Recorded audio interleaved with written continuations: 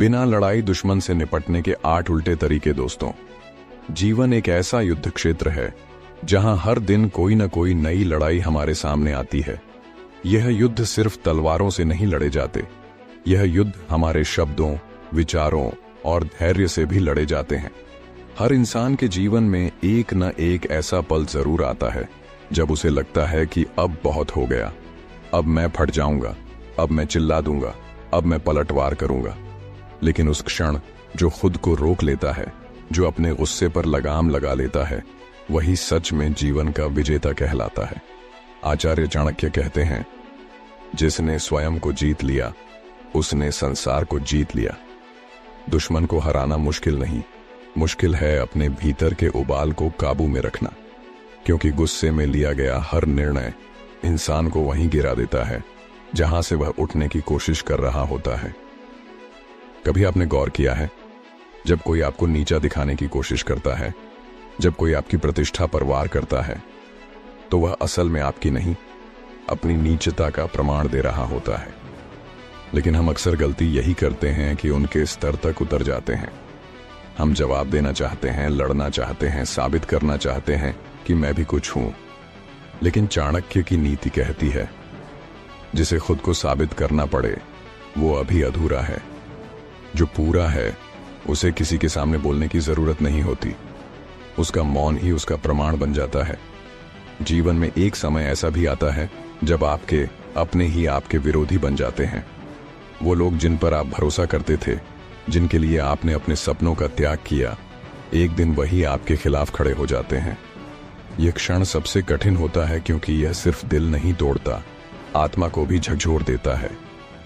लेकिन आचार्य कहते हैं, जब अपने ही शत्रु बन जाएं, तो उनसे उलझो मत, बस अपने कर्म से उन्हें उत्तर दो।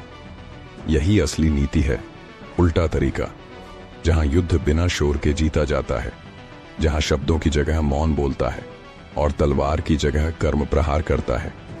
कभी कभी हम सोचते हैं कि अगर कोई हमारा अपमान करे तो हमें भी वैसा ही करना चाहिए, लेकिन ऐसा करने से हम उनके जैसे ही बन जाते हैं।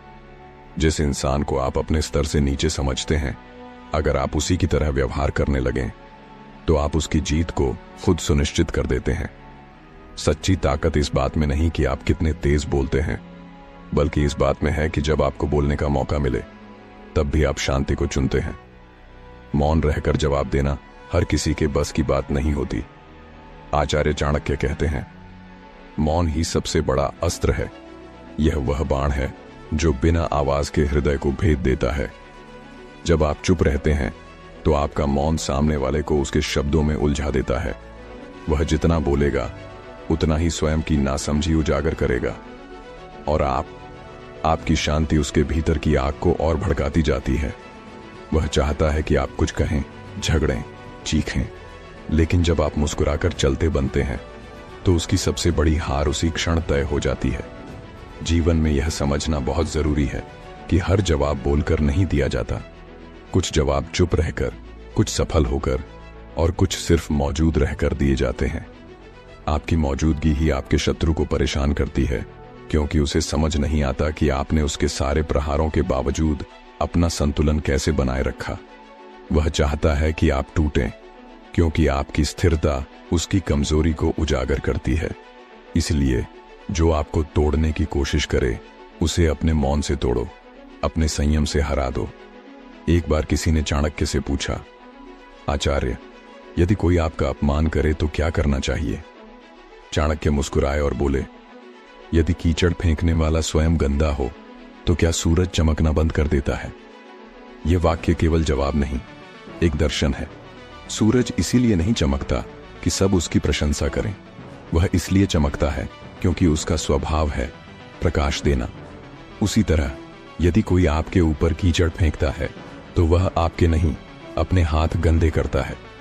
आपका काम है बस और ज्यादा चमकना, इतना कि उसकी नफरत आपकी रोशनी में खो जाए। समझदारी इसी में है कि आप अपनी ऊर्जा को व्यर्थ झगड़ों में न लगाएं। हर अपमान का जवाब जरूरी नहीं, हर आलोचना पर प्रतिक्रिया जरूरी नहीं, हर दुश्मन से लड़ाई जरूरी नहीं। कभी कभी सबसे बड़ी जीत ये होती है कि आप लड़ाई से ही इनकार कर दो, क्योंकि जब आप किसी को प्रतिक्रिया नहीं देते तो आप उसकी शक्ति छीन लेते हैं। वह अपने शब्दों, अपनी चालाकियों से आपको भड़काना चाहता है, लेकिन जब आप शांत रहते हैं तो वह खुद जलता है, खुद टूटता है, खुद हारता है। चाणक्य नीति कहती है, जो व्यक्ति बिना लड़े जीतता है वही सच्चा विजेता है, क्योंकि उसकी जीत शत्रु के शरीर पर नहीं, उसकी आत्मा पर होती है। यह वाक्य बहुत गहरा है। सोचो, अगर कोई आपसे झगड़ना चाहता है और आप शांत रहते हैं तो वह खुद अपने अंदर के गुस्से से जलता रहेगा। वह सोचेगा, यह कैसे इंसान है, इसे फर्क क्यों नहीं पड़ता। और यही सवाल उसकी हार बन जाता है। हर स्थिति में दो रास्ते होते हैं, या तो आप प्रतिक्रिया दें या धैर्य रखें। जो प्रतिक्रिया देता है वह पल भर के लिए सुकून पाता है, लेकिन जो धैर्य रखता है वह जीवन भर की जीत हासिल करता है। धैर्य केवल चुप रहना नहीं होता, धैर्य एक सक्रिय शक्ति है जिससे आप बिना बोले, बिना झगड़े हर परिस्थिति को अपने पक्ष में मोड़ सकते हैं। अब जरा सोचो, जब कोई तुम्हारे बारे में गलत बातें फैलाता है, तुम्हारे काम का मजाक उड़ाता है या तुम्हारी पीठ पीछे तुम्हें बदनाम करने की कोशिश करता है, तो तुम्हें क्या करना चाहिए? क्या तुम हर इंसान के पास जाकर सफाई दोगे? नहीं, क्योंकि सफाई वही देता है जो खुद को दोषी मानता है। जो सच्चा होता है वह वक्त को अपनी सफाई देने देता है। समय सबसे बड़ा न्यायाधीश है, वह धीरे धीरे सबके चेहरे से नकाब हटा देता है। जो आज तुम्हें गिराने की कोशिश कर रहा है, कल वही तुम्हारी सफलता से जलता नजर आएगा। सच यह है कि इंसान की सबसे बड़ी ताकत उसके कर्म होते हैं। कर्म बोलते नहीं, लेकिन उनकी आवाज दूर तक जाती है। जो आपके खिलाफ बोलता है उसका जवाब देने की जरूरत नहीं, बस इतना करो कि तुम्हारा काम इतना चमके कि उसके शब्द खुद ही धूल में मिल जाएं। यह भी एक उल्टा तरीका है, जहां जवाब न शब्दों से दिया जाता है न तलवार से, बल्कि उपलब्धियों से दिया जाता है। जीवन की हर परिस्थिति हमें परखने आती है। जब अपमान होता है तब धैर्य की परीक्षा होती है, जब धोखा मिलता है तब विश्वास की परीक्षा होती है, जब अपने विरोध में खड़े हो जाते हैं तब हमारी आत्मा की परीक्षा होती है। और जो इन सब परीक्षाओं में शांत, संयमी और विवेकपूर्ण बना रहता है, वही आगे चलकर सब पर भारी पड़ता है। क्योंकि युद्ध सिर्फ रणभूमि में नहीं होते, बहुत बार ये हमारे मन के भीतर लड़े जाते हैं। और जो अपने मन को जीत लेता है उसे कोई शत्रु कभी हरा नहीं सकता। अगर तुम में आत्मबल है तो सामने वाले के शब्द तुम्हारे लिए केवल हवा की तरह होंगे। वे कानों तक आएंगे लेकिन आत्मा को छू नहीं पाएंगे। तुम्हारा आत्मविश्वास ही तुम्हारी ढाल है, और यह ढाल किसी भी तलवार से मजबूत है। याद रखो, जिसे अपनी कीमत पता है वह किसी के अपमान से नहीं टूटता।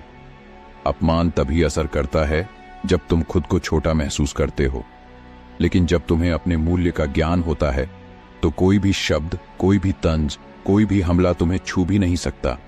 इसलिए जब कोई तुम्हें नीचा दिखाने की कोशिश करे तो चुप रहो, लेकिन भीतर से मुस्कुराओ, क्योंकि वह तुम्हें गिराने की कोशिश इसलिए कर रहा है क्योंकि उसे तुम्हारी ऊंचाई से डर लग रहा है। पेड़ पर सिर्फ उसी फल पर पत्थर फेंका जाता है जो मीठा होता है। और याद रखो, मौन कमजोरी नहीं, रणनीति है। यह वह नीति है जो हर महान व्यक्ति ने अपनाई है। भगवान राम ने भी अपने अपमान पर मौन साधा था। कृष्ण ने भी अपने विरोधियों को शब्दों से नहीं, कर्मों से जवाब दिया था। और चाणक्य ने भी अपनी योजना से पूरे साम्राज्य को हिला दिया था, बिना तलवार उठाए। अगर इन शब्दों ने आपके भीतर कुछ हिला दिया है तो ये केवल कहानी नहीं, एक आह्वान है। इस वीडियो को लाइक करें, शेयर करें और अपने विचार नीचे लिखें, ताकि आपकी आवाज उस चेतना का हिस्सा बने जो कमजोरी नहीं, विवेक को पहचानती है। और याद रखिए, सिर्फ दर्शक मत बनिए, साधक बनिए। चाणक्य विवेक चैनल को सब्सक्राइब कीजिए, क्योंकि यहाँ हर विचार, हर नीति एक नई दिशा देता है। उल्टा फार्मूला नंबर 1, मौन को अस्त्र बनाओ। बोलने से पहले शक्ति नापो। जब कोई आपको अपमानित करे, पहली प्रतिक्रिया अक्सर शब्दों की बाढ़ होती है, पर चाणक्य कहते हैं मौन बोलने से अधिक असरदार होता है। यह सिर्फ चुप्पी नहीं, बल्कि योजना है। मौन में कई तरह की शक्तियां छिपी होती हैं। मौन से जाने वाला प्रभाव। जब आप शांत रहकर स्थिति का अवलोकन करते हो सामने वाला अपने शब्दों और इरादों में उलझ जाता है। वह बार बार बोलकर अपनी कमजोरी उजागर कर देता है और दर्शक, सहकर्मी, रिश्तेदार उनकी ही बातों से उन्हें जज करते हैं। व्यावहारिक कदम, गहरी सांस लें, 3 गिनती तक रुकें और फिर जवाब देने के बजाय अपनी ऊर्जा उस काम में लगाएं जो आपकी साख बढ़ाए।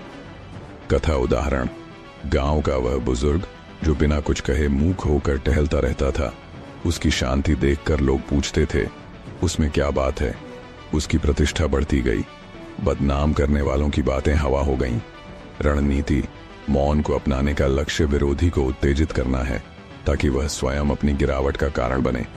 मौन के साथ आंखों की ठंडी निगाह, संयमित शरीर भाषा और व्यवस्थित कदम, ये तीनों मिलकर एक अप्रतिबंधित प्रभाव बनाते हैं। नोट, मौन का अर्थ कमजोरी नहीं बल्कि संयम है, और संयम वही कर सकता है जो बुद्धि से प्रेरित हो। उल्टा फार्मूला नंबर 2, कर्म से जवाब दो। उपलब्धियां सबसे तीव्र प्रतिशोध हैं। शब्दों से लड़ना आसान है पर शब्दों से जीतना मुश्किल। इसीलिए चाणक्य बताते हैं, कर्म ही अंतिम प्रमाण है। जब शब्दों के जरिए आपकी इज्जत पर आघात आता है, तब सबसे बड़ा उत्तर आपकी कामयाबी, आपकी कड़ी मेहनत और आपके उत्तम चरित्र से दिया जा सकता है। कैसे लागू करें? अपनी मेहनत को 2 गुना कर दीजिए। अपनी क्षमता को इतना निखारो कि आलोचना खुद जवाब दे दें। छोटी छोटी क्रियाएं, रोजाना 1% बेहतर बनने का नियम अपनाएं। रोजाना एक नया कौशल सीखें। दिन के कार्य सूची में वो एक काम जोड़ें जिससे आपकी प्रोफेशनल वैल्यू बढ़े। कथानक, राजा की एक सलाहकार ने जब अपमान सहा तो उसने निरंतर कार्य किया। वर्षों बाद उसी के कार्य ने राजा को बचाया और अपमान करने वाले का सच सामने आ गया। रणनीति, उपलब्धियां रियल टाइम जज हैं। वे झूठ, अफवाह और षड्यंत्र से तेजी से ऊपर उठ जाती हैं। इसलिए जब अपमान हो, शब्दों में उलझने की बजाय अपने काम से बोलो। ध्यान रहे, उपलब्धियां धीरे धीरे पर अटल रूप से असर दिखाती हैं। यही चाणक्य की दीर्घकालिक सोच है। उल्टा फार्मूला नंबर 3, धैर्य के जाल में बैठे रहो। समय को अपना हथियार बनाओ।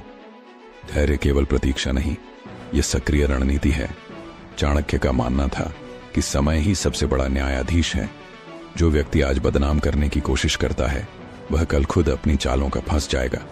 यदि आप धैर्यपूर्वक बैठकर इंतजार करें, तत्काल कदम, किसी भी स्थिति में तुरंत पलटवार न करें। नोट्स रखें, कौन क्या कह रहा है, किसने क्या किया। यह रिकॉर्ड भविष्य में सत्य प्रकट करने में काम आता है।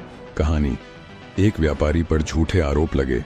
उसने धैर्य से सबूत संजोए रखे। वक्त आया और आरोप लगाने वाले अपने ही झूठ में फंस गए। व्यापारी की प्रतिष्ठा मजबूत हुई। रणनीति, समय पर छोड़ना और सही समय पर खुलासा, यह दोनों मिलकर सबसे बड़ा न्याय करते हैं। मनोवैज्ञानिक असर, धैर्य से रहना विरोधी को मानसिक रूप से अस्थिर कर देता है। वह जल्दबाजी में गलती कर बैठता है। धैर्य का एक खूबसूरत पहलू यह भी है कि यह आपको मानसिक शांति देता है और शांति के साथ निर्णय अधिक बुद्धिमान बनते हैं। उल्टा फार्मूला नंबर 4, नजरअंदाज करना। शक्ति नहीं, तुच्छता का समर्थन कई बार सबसे सरल और सबसे कठिन तरीका होता है। नजरअंदाज करना, पर यह किसी की अवहेलना नहीं बल्कि रणनीति है। जब आप किसी की बातों को महत्व नहीं देते, आप उसकी शक्ति को शून्य कर देते हो। अभ्यास, समाज में किसी की अपमानजनक कमेंट पर प्रतिक्रिया देने से पहले अपना उद्देश्य दोहराएं। क्या यह वाकई मायने रखता है? अगर नहीं, तो प्रतिक्रिया छोड़ दें। उपयोगिता, यह तरीका उन परिस्थितियों में सबसे असरदार है जहां विरोधी चाहता है कि आप भावनात्मक रूप से प्रतिक्रिया दें। आपकी नॉन रिस्पॉन्स ही उनकी हार बन जाती है। कथा, एक युवा नेता पर बार बार तंज कसे जाते थे। उसने हर तंज पर मुस्कुराकर आगे बढ़ना चुना। समय के साथ उसकी लोकप्रियता बढ़ी और तंज कसे वालों की छवि घटती गई।